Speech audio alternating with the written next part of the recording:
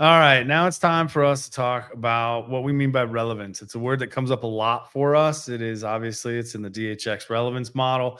It's a critical kind of core thing for us, and I think it's going to be important for us to help define it. And so we both have slightly different takes on it, all around the same kind of central point. And for me, there's a couple of pieces to it, but relevance, one of the key things I would say is relevance is dependent upon your context. Like, what does it mean to be relevant? Depends on your context. If you're in a team, that's a different context than if you're leading a team. If you're at a all hands meeting, that's a different context than if you're at a one-on-one or a brainstorming session.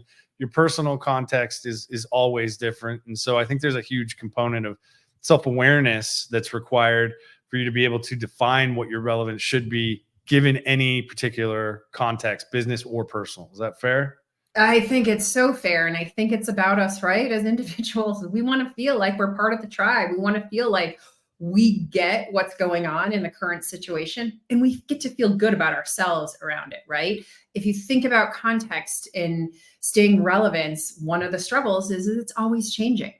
That's why linear thinking only doesn't really work all the time. It's a great tool, but really as human beings, we're constantly switching contexts. I think about it from being a parent, right? I'm a mom, I'm a disciplinarian, I'm a taskmaster, right? I'm a cuddle, buddy. Like it changes all the time. And like you just shared with work, the context is ever changing. And what's really important about relevancy and why it is so personal is that it is really about each of us having the agency to act in ways that whatever the context, we feel like we're able to shape our experiences and we're able to help ourselves move forward in our own life trajectories while also helping, the context of the group that we're with also move forward. Yeah, and that agency piece is important because it's your power to shape your life, to shape your trajectories, as you were saying, and your experiences to achieve or fulfill some hopefully purpose. Now, if you think organizationally, the structure of that organization sometimes influences behaviors and rewards different behaviors and things like that.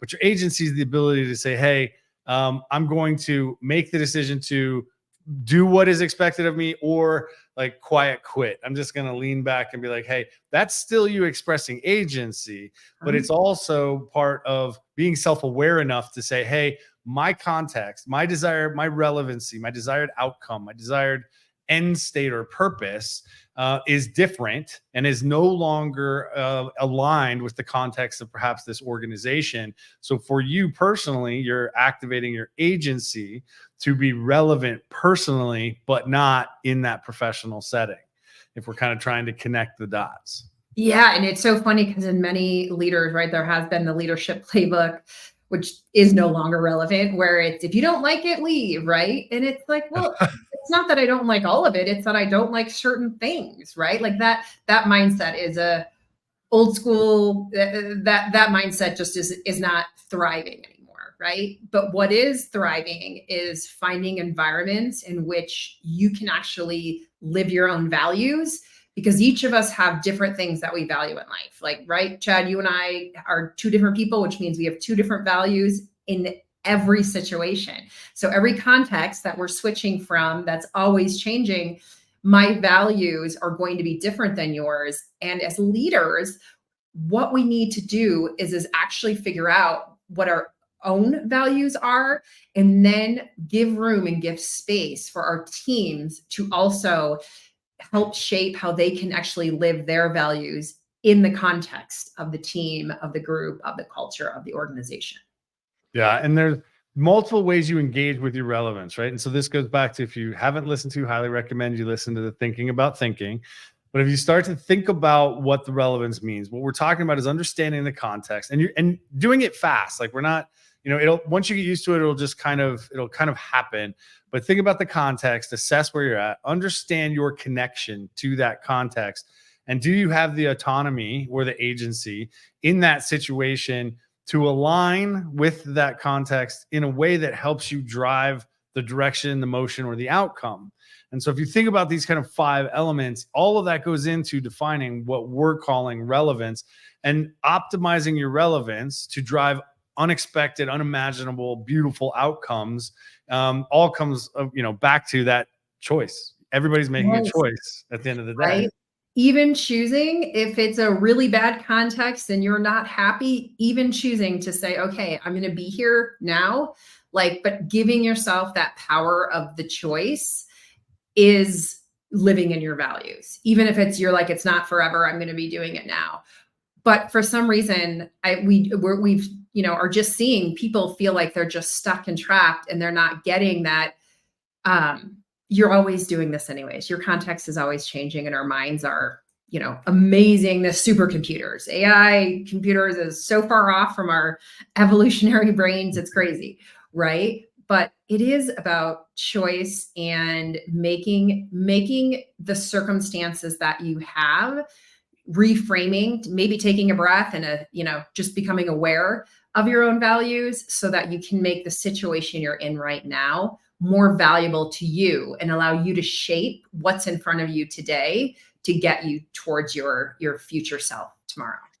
Yeah, I have a friend who's a former Honda Motors executive, and we were talking about this, and he used a phrase, and I'm not sure it's the right word, but he's like, that power of choice is a burden, because everybody has to accept the fact that they are, whether they're consciously aware of it or not, making choices that are putting them in situations or causing reactions, or they're reacting in ways that, are impacting others.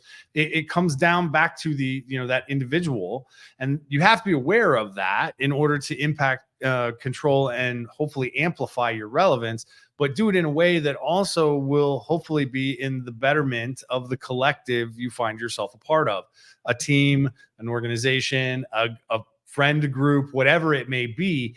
That awareness becomes important. Your relevance and your control over it through your agency becomes something that we want to amplify and make people aware of, because we believe it's going to be critical, especially when you start to augment with the changes in technology that we're seeing. It's going to be critical for kind of that next wave of leadership to take us into the future. I agree with you wholeheartedly. It is about us embracing the fact that we have choice, and awareness is the tool. Awareness is the tool for us to look at our own operating patterns. And if you're finding yourself, currently in a situation that you've been in before in your life, or it's a repeated pattern, put it into an AI chatbot and say, what are the benefits that I'm receiving from this pattern? And type out, give 3 adjectives. So no one else has to know. It's just for you to have a conversation, right? But it is a little therapy there, because it's allowing you to see, like, hey, whether or not they're conscious choices or not, you're receiving some type of benefit from it. And your body always, your operating system always wants to do what it thinks is best for you. So sometimes that awareness just gives us that opportunity to say, what was once valuable to me no longer works. And so now I actually have to start feeding my operating system different values so that I can actually start changing the patterns that are, giving me the outcomes that I have today. And it's an extremely powerful position. It's a little frightening at times to realize that the vast majority of us, I won't use absolutes. As I said, my therapist doesn't like them, but the vast majority of people, you have the power of choice, and the choices that you're making, positive or negative, impact those life trajectories. And so if, you see a bunch of people start doing quiet quitting, or they're leaning out, or they're not engaged, or they're not providing the impact or the motion forward that a team may be hoping for, or an organization is looking for to achieve its goals, then there needs to be a conversation about what's really going on. Not, hey, why didn't you get this set of activities done? Or why didn't you do this many things? Or why isn't this in the database? Or things like that. It really is much more of an internal motivation, relevant conversation around the individual that honestly, I haven't seen leaders have with their teams, in many situations throughout the 25 plus years I've been doing this. And we look forward to having, the ability to amplify that, make people more aware of what it means to truly be relevant, not only to, make themselves happy, but also to make their teams more impactful. And we use that word impact rather than productive on purpose. Yes, because we don't believe all the measurements that are out there are actually moving us forward. There's a book by Viktor Frankl called Man's Search for Meaning that was written. He is a psychiatrist that I think it was released in 1947 after he was in Auschwitz. And it is an incredible book that talks about, right, in the face of really harsh realisms, like reality, that humans have the ability to think beyond and be thinking about the future in a way that can move them and shield them protectively from the harsh realities around them. And it gives them hope and optimism, which is great, because the truth is our own self leadership, which means we're managing, right, kind of the internal wars with us, definitely affects the team, our teams that you're part of, teams that you may lead, organizations you're part of, people you interact with in your life. Our ability to make our own meaning really does propel and influence the type of energy you're putting out, which means that it also is influencing the type of energy that you're getting back. So self-leadership is a key point in staying relevant. And that doesn't mean you have to make a task list for yourself. It means you have to actually look and assess where are the things that are causing me internal conflict that I might be able to resolve and not throw onto other people who are around me. Absolutely. The relevance journey is one that doesn't stop. It's like everything else, it's constantly in motion. What we want to do is equip you with tools and the skills to be able to assess your relevance using that relevance model, stay relevant, drive the greater impacts that are going to make you, the organizations or the collectives you choose to be a part of, more successful and keep you happy. So we hope you join us, and please don't hesitate to reach out to have more conversations about your particular situations and what you think may make you more relevant.